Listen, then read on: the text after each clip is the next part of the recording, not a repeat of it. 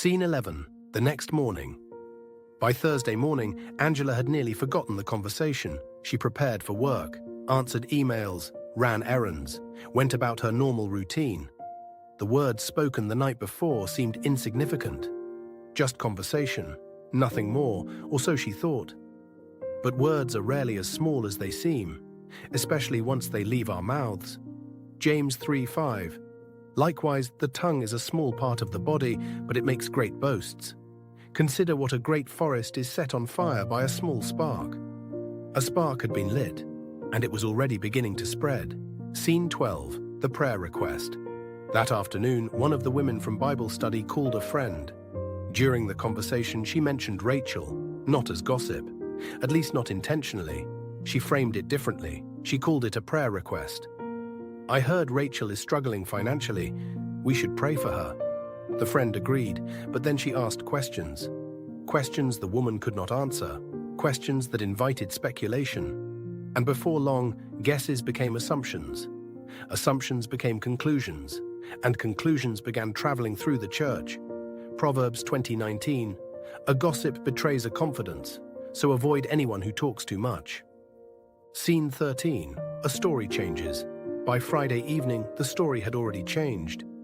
The original statement was simple. Rachel may be having financial difficulties. But now people were saying things Angela never said.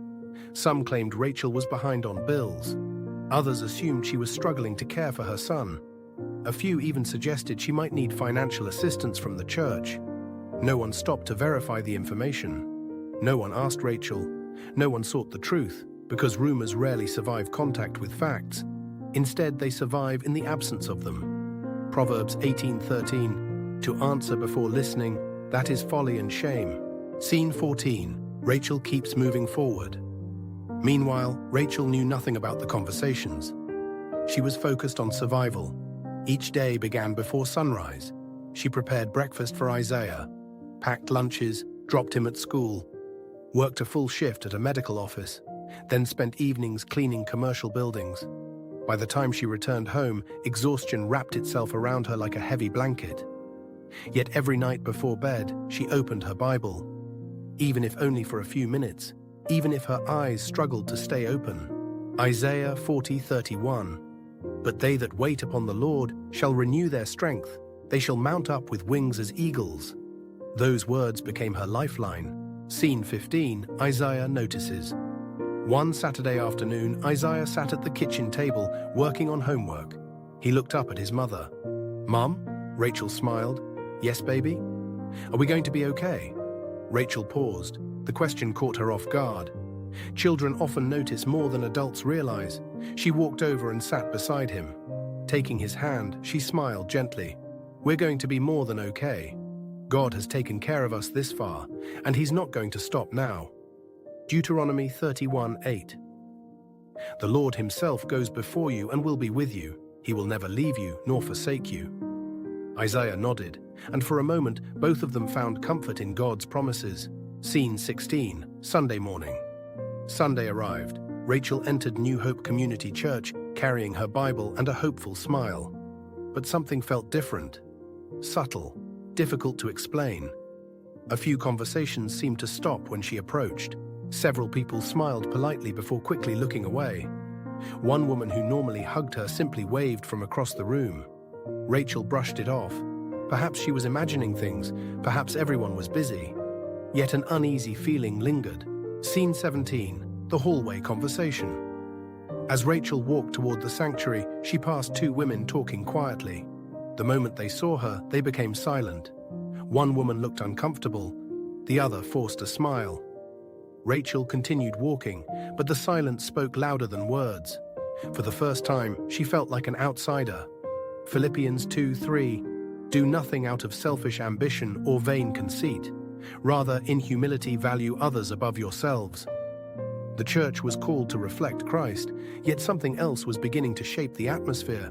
Scene 18, Angela begins to hear things. After service, Angela overheard a conversation. Two women were discussing Rachel. One made a comment that startled her. "I heard Rachel may lose her apartment." Angela frowned. That wasn't what she had said, not even close. The second woman added, "Someone told me she's having serious financial problems." Angela felt a knot form in her stomach. The story had grown, and now it was spreading without her control. For the first time, she felt uneasy. Ecclesiastes 10:12. Words from the mouth of the wise are gracious, but fools are consumed by their own lips. Scene 19. The weight of isolation. Over the next 2 weeks, Rachel noticed more changes. Invitations stopped coming. Conversations became shorter. People seemed hesitant around her. No one said anything directly, yet she could feel it. The distance, the awkwardness, the assumptions. One evening she sat alone in her apartment after Isaiah had gone to bed. Tears filled her eyes. She whispered a prayer. "Lord, did I do something wrong?" The room remained quiet, but heaven was listening. Psalm 62:8. Trust in him at all times, you people. Pour out your hearts to him, for God is our refuge. Scene 20. The enemy's strategy. The enemy often works in ways people never notice. Not every attack comes through tragedy. Not every attack comes through temptation. Sometimes it comes through division, through assumptions, through conversations that should never have happened. And while church members continued repeating information they could not verify, Rachel continued carrying burdens they could not see. The rumor was growing, the damage was spreading, and the woman at the center of it all remained completely unaware of where it had started.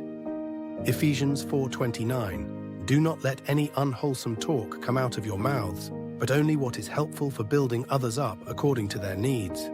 God intended words to build, but in New Hope Community Church, words were beginning to tear down, and the greatest damage was still ahead. To be continued